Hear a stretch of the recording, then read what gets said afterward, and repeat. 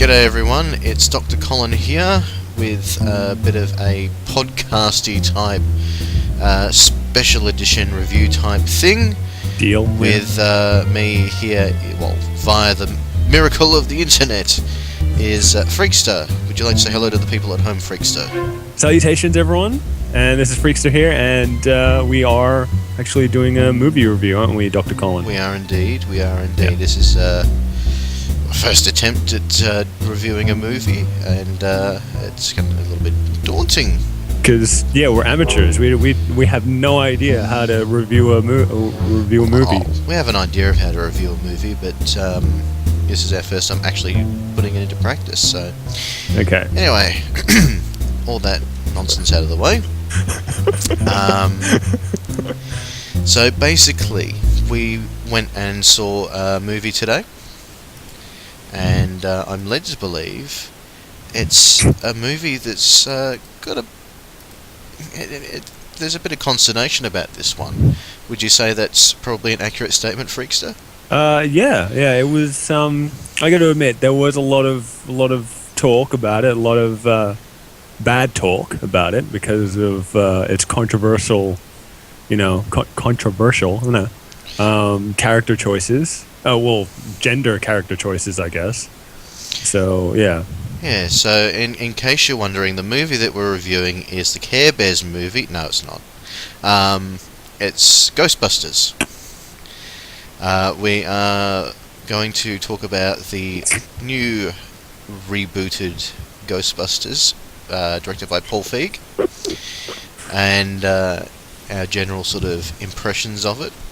We'll go into a little bit of detail about the background of the movie before we actually review it, I suppose, just so that we've got a bit of context. So a third Ghostbusters movie has been on the cards for the best part of 2.5 decades now. Ever since Ghostbusters 2, Dan Aykroyd and Harold Ramis and Ivan Reitman have been trying to get something up and running, and every single time they come up with a script, they get knocked back. Ramis and Aykroyd wrote a script called Hellbent, which was going to be the third film, and it was looking like it might actually get traction for a while, and then Bill Murray decided he didn't want to do anything with Ghostbusters anymore, so it sort of got chucked back into development hell. So what, you had a temper tantrum or something? What I don't get it. Why did he just so basically watch out? After the success of the first Ghostbusters movie, everyone was really super psyched to make another one, and as a result, Reitman, Aykroyd, Ramis and Murray all signed contracts which basically meant that any time a sequel was to be done, they would have to sign off on it first, because they wanted it to be done the way they wanted it done, and they thought that would be the best way of ensuring quality.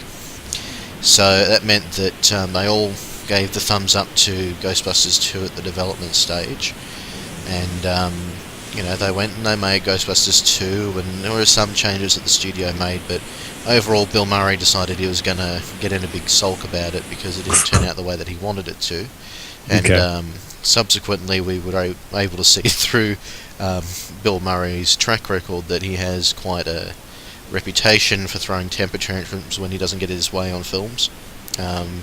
Groundhog Day being a perfect example. If you know anything about the movie Groundhog Day, it was directed by Harold Ramis. Is that why? Yep. Is that why it kept on repeating during the movie? Like every single thing kept on, because it wasn't perfect for him. No, that's why.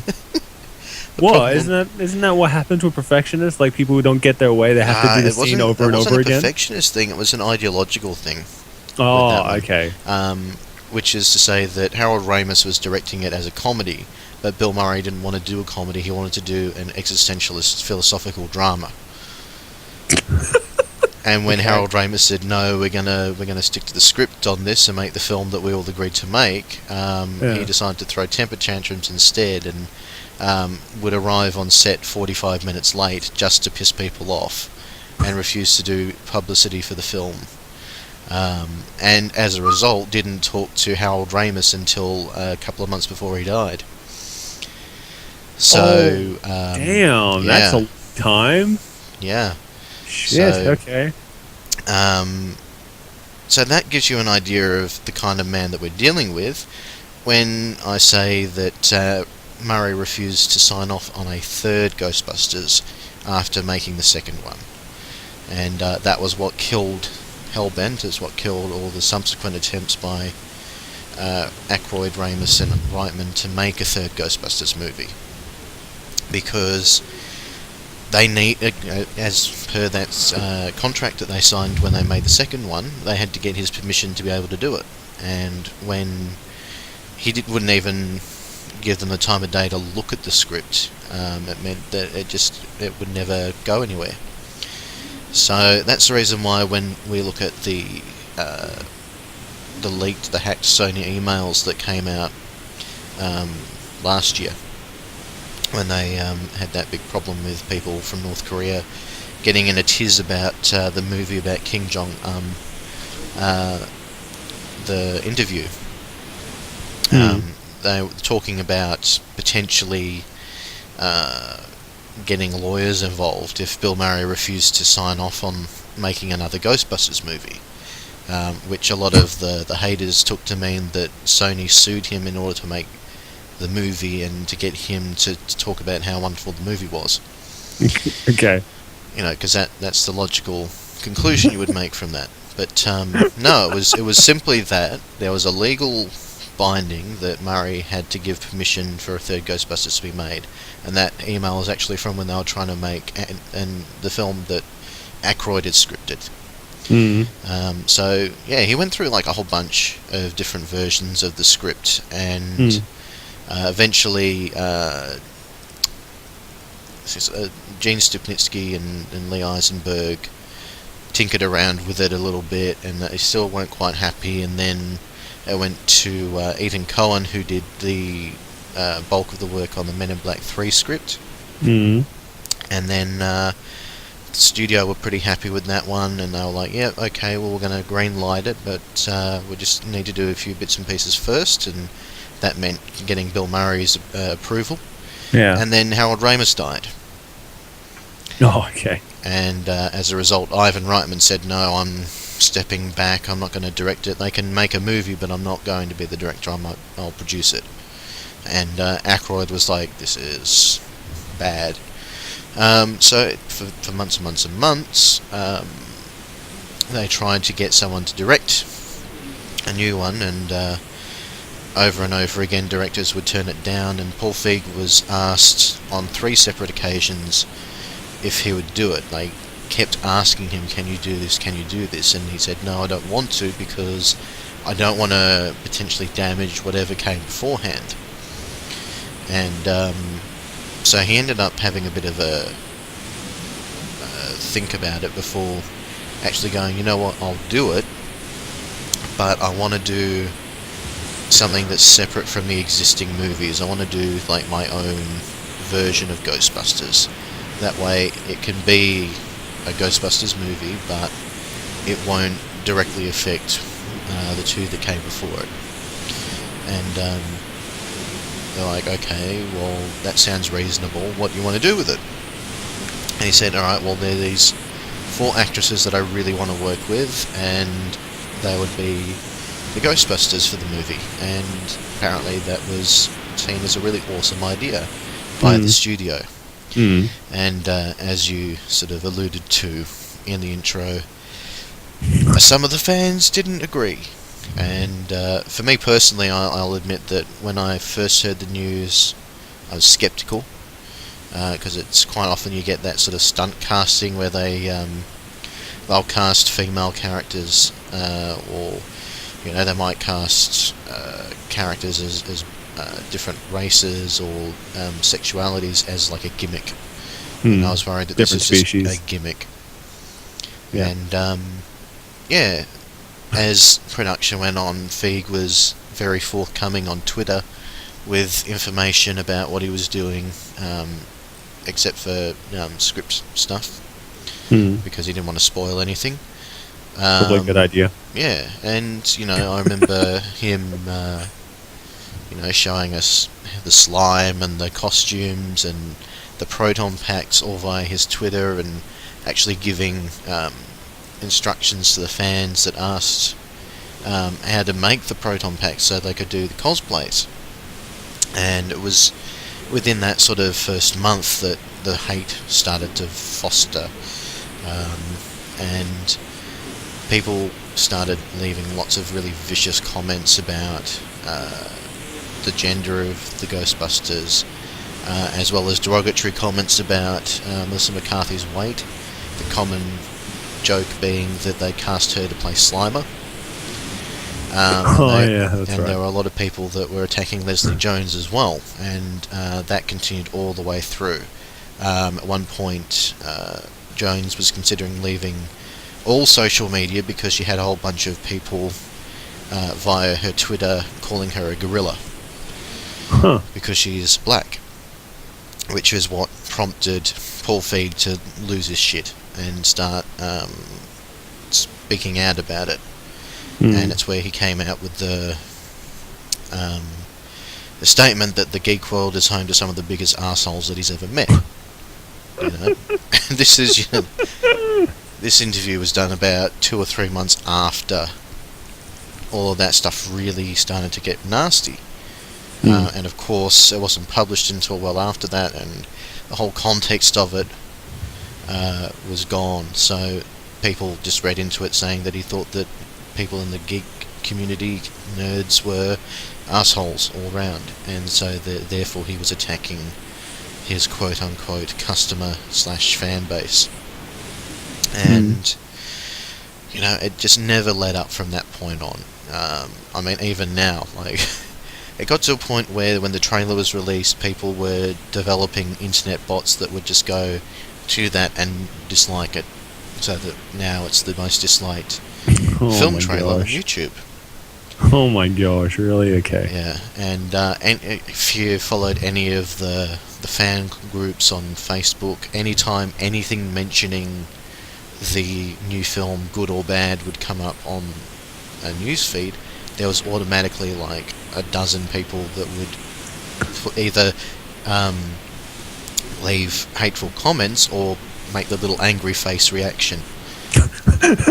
Like the angry face emoji, really? Yeah. Like, why would they do that? Okay.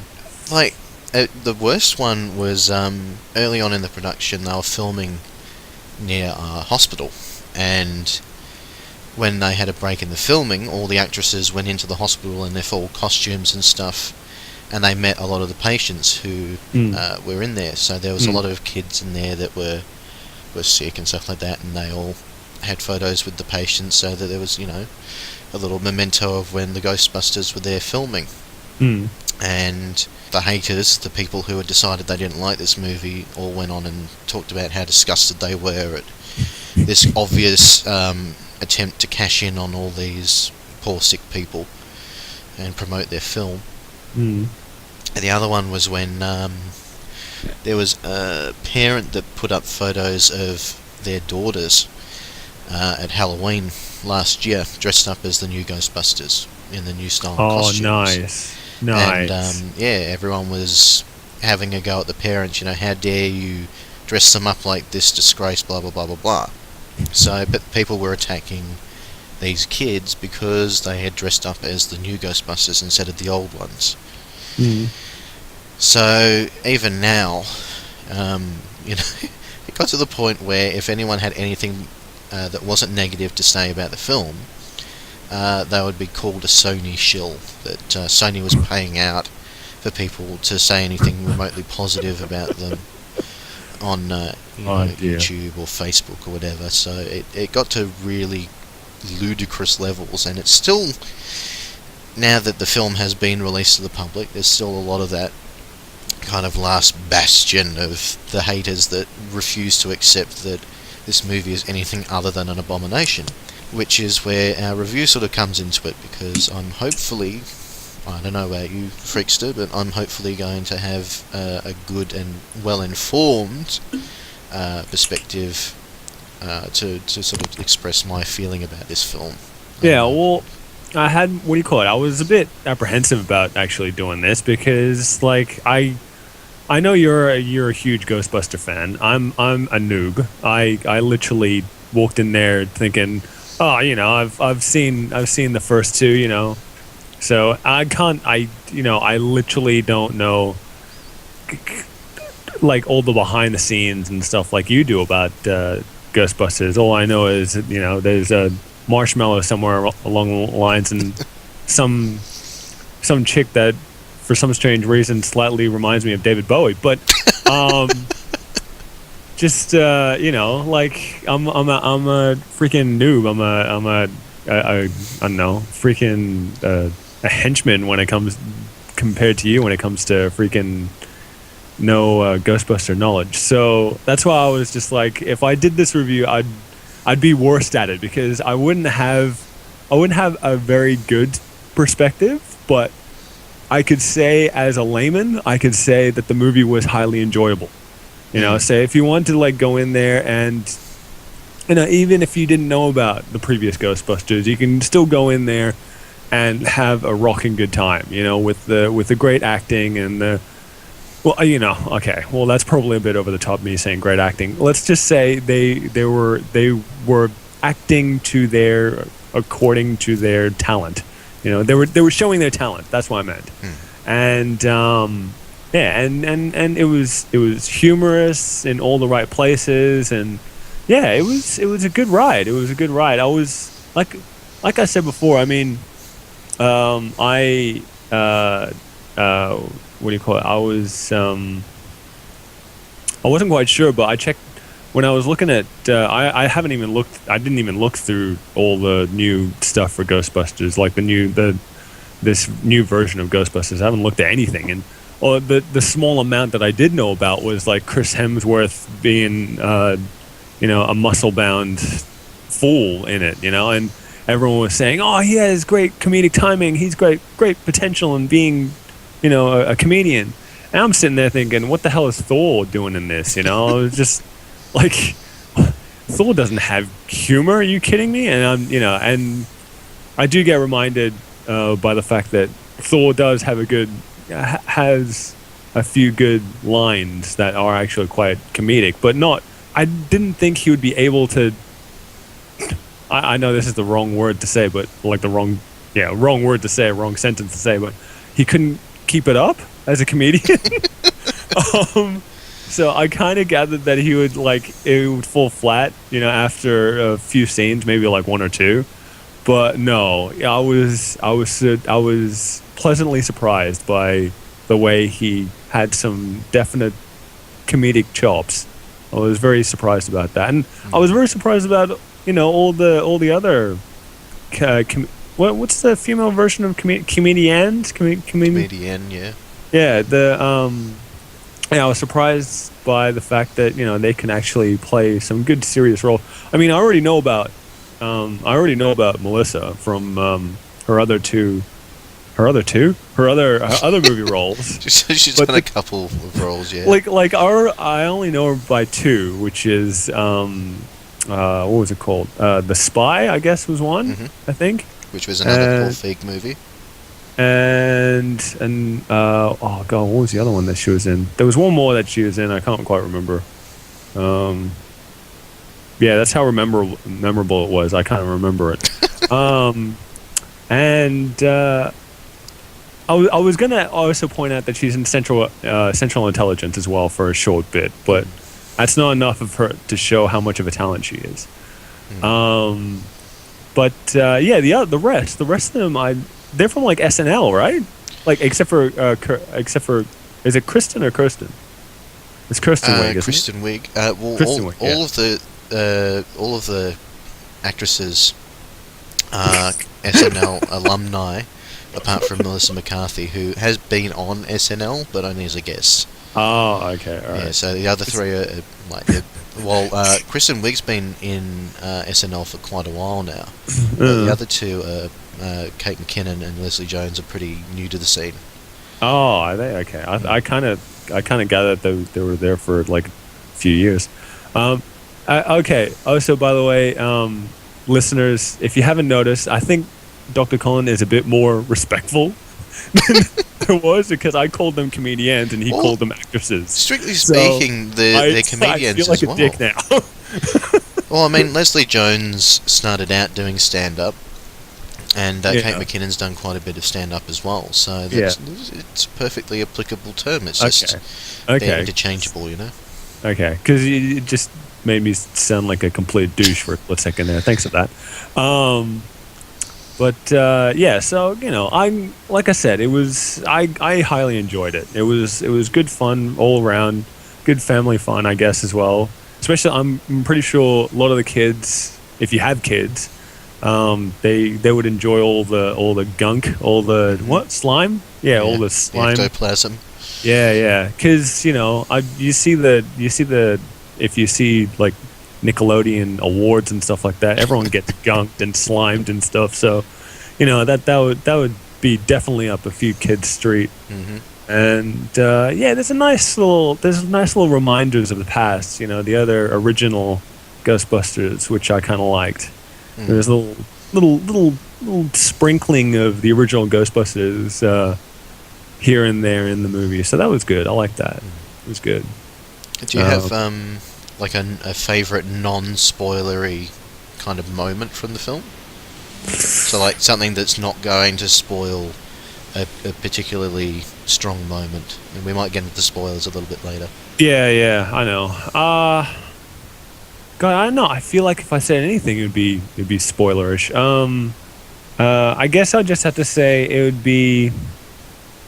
I'm sorry. Okay, I know it's your favorite bit, but I have to agree with you. The hot dog over the house. Yeah. That one got me because it's not the picture didn't get me. I didn't laugh at that. It was the fact that all three ladies they're looking at it going, oh, it's a bit more cerebral, and I just sat there and went, how is that cerebral? Like, how would you have to think a long period of time to figure out that that's about Ghostbusters? I don't understand. Yeah. I don't understand that. And I was just trying to figure out how this would relate with ghosts, but the way he explained it in the end just got me. I just sat there and went, "Are you serious? Yeah. Really? Oh man."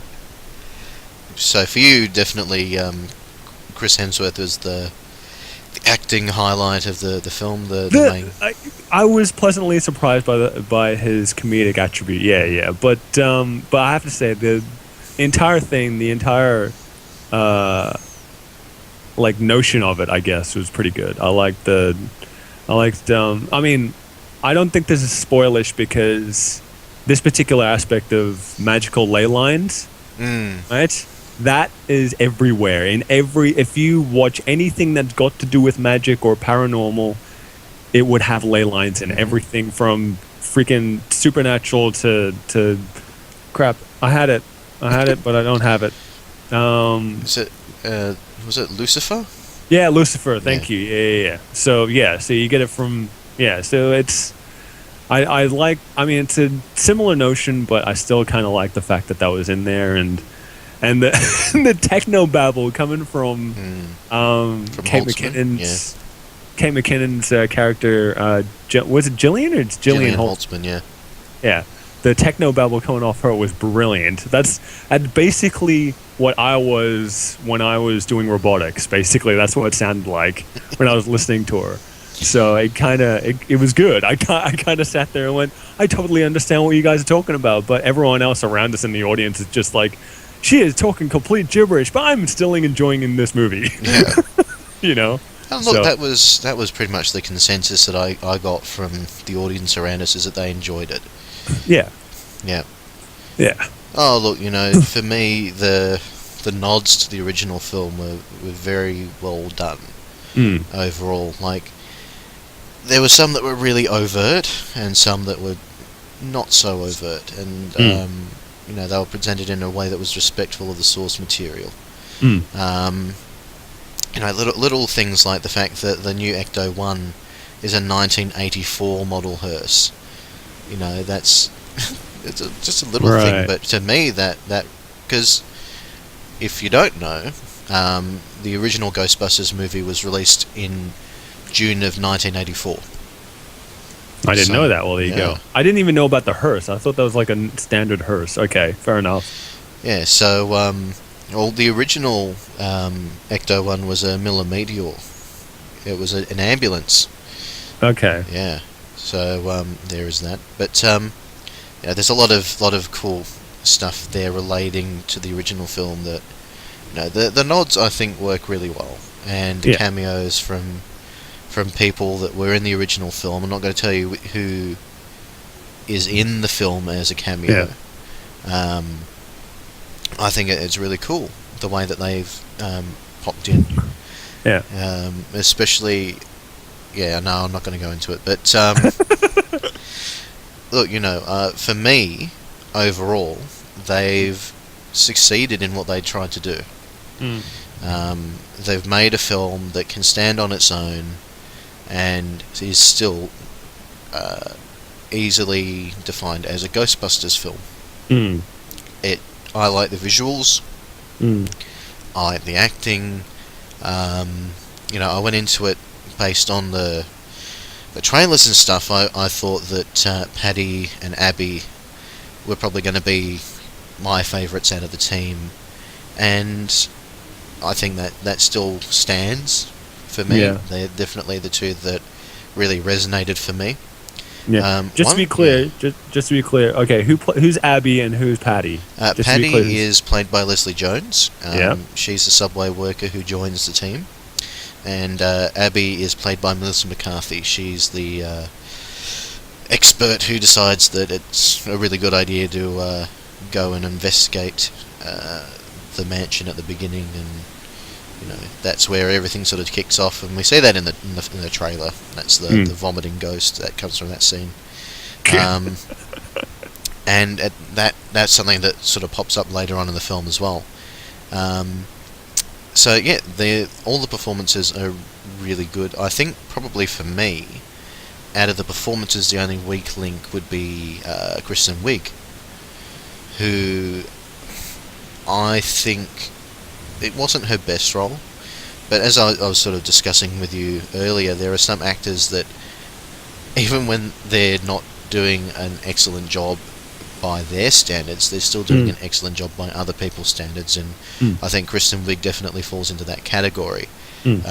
She definitely, in certain scenes, really sold it and did a good job there, but there were occasions where it seemed like her character was a bit flat and one note, whereas the others were very kind of rounded and colourful.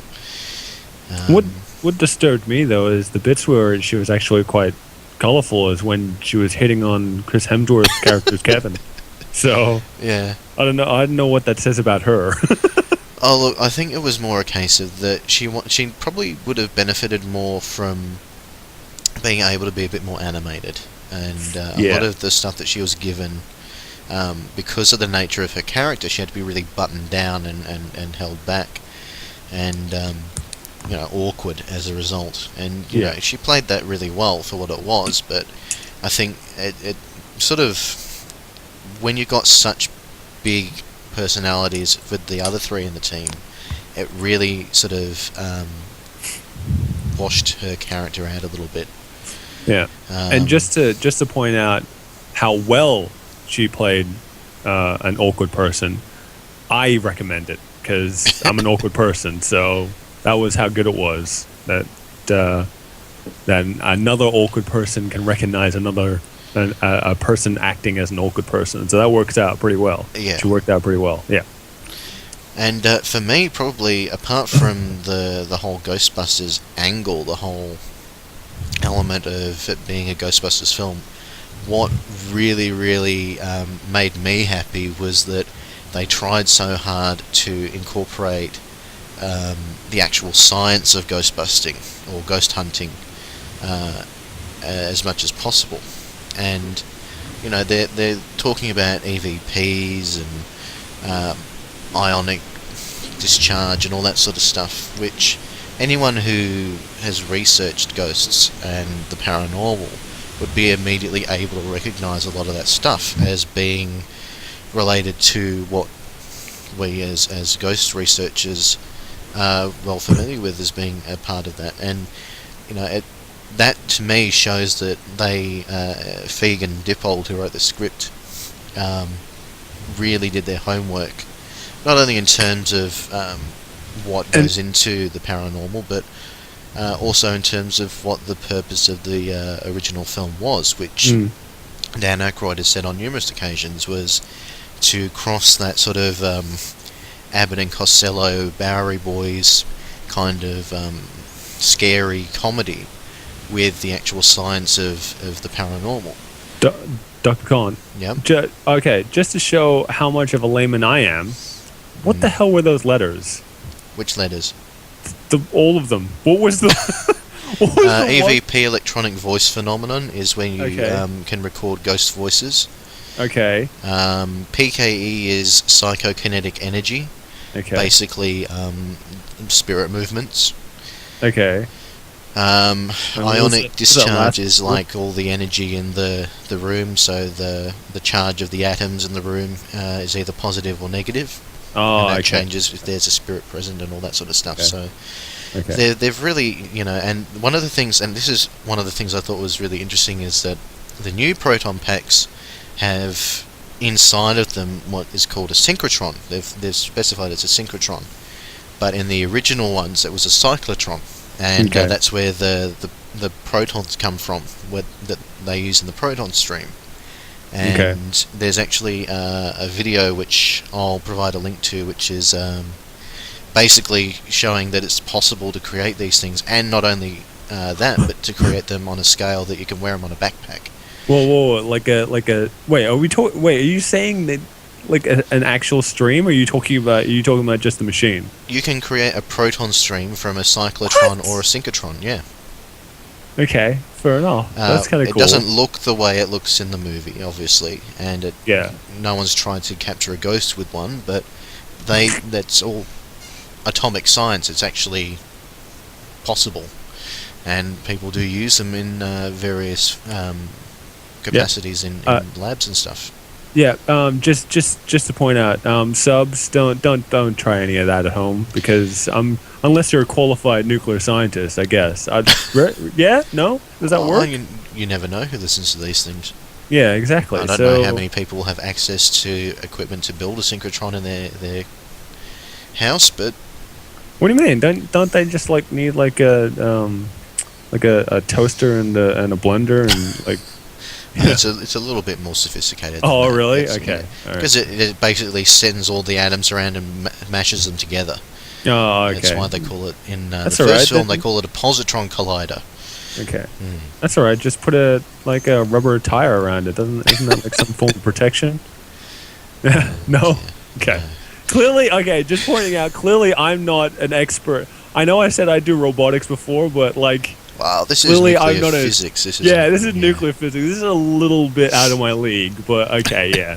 So don't start hating on me because I'm joking around. I clearly know that it would be a bit more dangerous and deserves a bit more attention than to just freaking, someone gets a bullet blender and decks it out to fire a proton, a beam of light. Yeah, okay. Also, that was one of the things that was really good about this film as well, is that whereas in the first film they were more focused on having the guys be up and running as Ghostbusters, this film was more concerned with showing how they got there with all the tech and stuff being developed over the course of the film. Just when they had the original proton pack is like this big trolley. Yeah, I know. And you have to have a special collar on to earth it so that it doesn't blow you up. Yeah. That was really, I thought, why am I using the untested nuclear laser? Because you had the longest arms. Yeah. Yeah. There's some really good moments there where they're testing out the equipment as well. It's like wrestling an alligator. It's just, yeah. I didn't even know that, by the way. But I didn't hear that bit about the color being an earthing, a grounding thing. I didn't know that. Okay. I kind of thought that collar was for she didn't break her neck when she got when she fired the weapon, she got pulled back or something. Yeah. So no, it's I just think that they approached it in the best possible way they could, and they were really respectful of the source material, and for all the people that really heaped shit on it, they were quite respectful of the fans as well. Yeah. And I think in a lot of ways, the journey that the characters go through in the film is reflective of the journey that the people who made the film had to go through to prove themselves in making it. That was one of the things that really jumped out to me as well, having known all that sort of production history, is that with this film coming out and the majority of the reviews being positive, it is a kind of vindication for them to say, look, it's okay. We made it, and there are people out there who really appreciate what we did. And, as someone who's followed the fan community for quite a while, it's really awesome to see how many of the real diehard fans love this movie. Yeah, and we did actually follow the fans. We individually took note of every one of them, just to point out if they're actually still into Ghostbusters or not. Didn't we? I'm pretty sure we did. I think it was a little creepy when we were hiding behind that brick wall for that particular fan. There was that one fan. Yeah, but she was okay with it in the end. Yeah, no, I know she was. She was good. She let us do a. You did an Instagram of it, didn't you? I remember that. I was there. I was the one with the hockey mask. Hopefully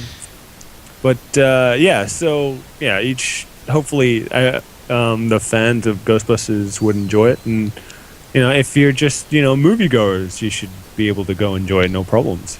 So if you were to give it a rating of out of 5 Slimers, let's go with Slimers. Out of 5 Slimers, what would you rate it? We're going with Slimers, really? Yeah. Okay. I'll make a little good. graphic. No, and I like that because it's good. Because I was actually thinking about how would how much would you get out of 5 ghosts? But no, Slimers work out. I don't know. Me. I'm usually on the fence kind of person. I don't want to say 2.5 because that sounds ridiculous. So I might push it to, let's say, 3.8 Slimers. How about that? Would that work out? Oh, that's going to drive me nuts when I create the graphic, but okay. I won't colour in his arm all the way. Yeah, no, alright. You don't even have to do that. No, you don't. What you do if is you're going to divide it into fucking decimals, that's what I'm going to have to do. Really? Oh Yeah. my gosh. No, you got to be accurate. You got to be accurate with your. No, I know, but I'm like, why don't you just, as a graphic, why don't you just put the Slimer next to it and then put 3.8 instead of freaking doing the actual. All right. Yeah, it's Yeah, a bit I'll do it easier that way. than freaking No. What was it that you thought was spoilish. probably not so good? I don't know. Like I said, it would be spoilish, I guess. Yeah, it would be more or less spoilish. All right. Well, I'll put the spoiler thing up. If you don't want to hear this, then skip to where it doesn't have the spoiler thing. Yeah, exactly. Yeah. So you should do that when that happens. Yeah. So what were the drawbacks for you? I don't know. I kind of the villain. I didn't like. Well, clearly I didn't like the human villain. I know he becomes a dastardly entity later, but the human villain wasn't. I don't know. They tried to play him as creepy as he can, but he wasn't as creepy as I thought he would be. So he wasn't that great of a villain. Considering in the original they had to deal with 2 demigods, and we're just dealing with a guy who has a hard-on for ghosts, basically, in this movie. So, yeah, I felt that was a bit of a down, but and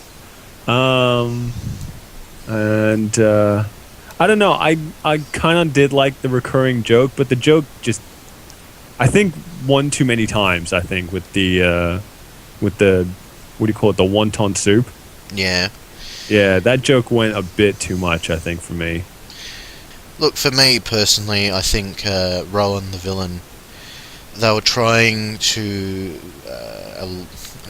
riff, I guess, on the whole idea of the Evo Shandor from the first film, who we don't actually see, but he's basically the whole reason that the first film happens. Where, you got someone who's obsessed with death and obsessed with this paranormal stuff. And look, I don't think he was the strongest villain they could have gone with, but he was I think, for me personally, I didn't have too much of a problem with it, because this was more about the Ghostbusters than it was about who they were fighting. Yeah, I know, but like I said, it was just considering, not the expertise that you have on Ghostbusters, but for a rocking good time, if you want to rock out, it's good to watch. But I kind of thought the villain was a bit lacking, more or less. Yeah, I mean, no, he could have been valid. he could have been a little creepier, I guess. And maybe he could have been a little more. He could have been a little more pathetic, because just being someone who, cleans, rooms all day in a hotel, isn't the most crappiest job. And considering that his how pathetic he is sort of like his whole motivation. Yeah. Yeah, they could have played that up a bit more. Yeah. So yeah, that's probably, well, there you go. That's it. So that's the official word from Freakster. Ghostbusters is 4 Slimers out of 5. Yeah. That's All right. That'll go on the DVD cover, I'm sure. I can just imagine that on their DVD cover. Freakster says it's 4 out of 5 Slimers, and everyone will be just like, who the fuck is Freakster? Yeah, what do you think? What do you, with your grandiose, with your grand knowledge, grandiose, that was a bit mean. Your grand knowledge of Ghostbusterism. Look, for me, I'm actually going to agree here with Tristan Jones, who... oh shit, is she a Ghostbuster? I didn't know that. No. Tristan Jones saw it yesterday, and he actually is one of the artists who worked on the IDW Ghostbusters comic. And he said that he likes it as much as the first two. He says that he likes number 1 and number 2 equally, and he puts this up there with them. And for me, I think it's pretty much the same for me, because as a fan of the original films and stuff, I find it really, really hard to preference one over the other. I think I would definitely put it on par with Ghostbusters 2, which for me, I love Ghostbusters 2. Yeah, and it's if the first Ghostbusters is a 5 out of 5, the other two are 4.5. 4.5 Slimers out of 5. Ooh, okay. Because there are things that make it not quite as strong. There are some things in it which I thought could have been done stronger. Because they focus so strongly on the Ghostbusters building up the business. It kind of didn't feel like Rowan was necessary, to be perfectly honest. I think they could have just had the movie Random being ghosts. about them fighting ghosts and getting known and respected. It definitely felt like they were leading up to other things. And and I really, really hope that Ghost Corps takes off and we do get to see at least one more Ghostbusters movie, because if I don't get to see these girls in action again, I'll be very disappointed.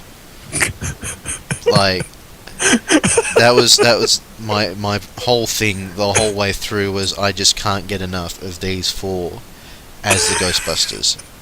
Yeah, because Doctor Colin likes to see 4 girls get in action. Stop going through my browser history. But no, in all seriousness, I would say it's 4.5, absolutely.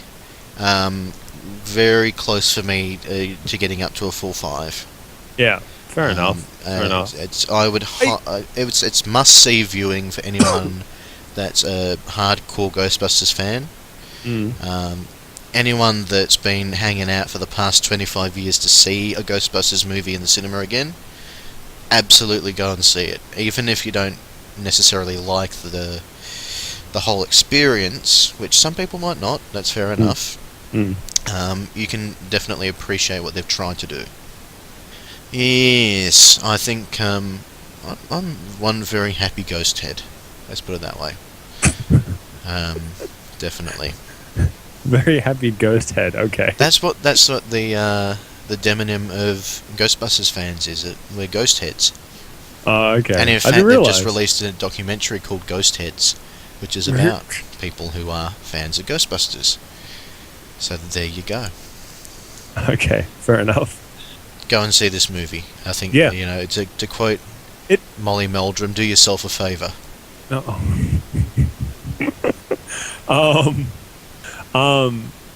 We will be reviewing, if you guys still like our reviews. Guys. Guys, yeah, that's right. If you If you guys like our review, yeah, if the subs or anyone passing by, watching this, Or DOMs, if that's what you're into. yeah, that too.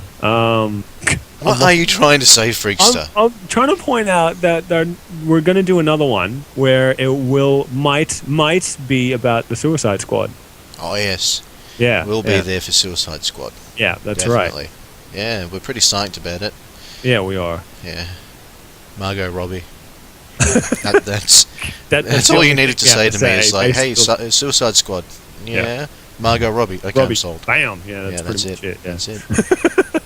Yeah. Okay. So, please like and comment and subscribe and tell us what you think of this. Yep. And tell us what you don't think of this. How about that? That's probably even better. Yeah. And hopefully we've, somewhere in amongst all of this jibber jabber, we've helped you guys out with understanding where the film came from and what to expect from it. That's So, right. I don't know about you, but I want to go see it now. Wait, I have seen it. Okay, never mind. In that case, I'll see it later. I'll be going again. Okay. At Well, least yeah, one okay. more time. At least All one right, more Doctor time. Colin can go again. I'm gonna wait until it comes out on DVD because I like to be in my bed when I'm watching scary movies like that. You'll wait till it's on DVD and not buy it. That's right. Because you don't buy DVDs. That's right. Alright, Anyway. well, thank you very much for watching and listening to us, and we hope to see you again soon. This is Freakster signing out. I'm out. Bye. Bye.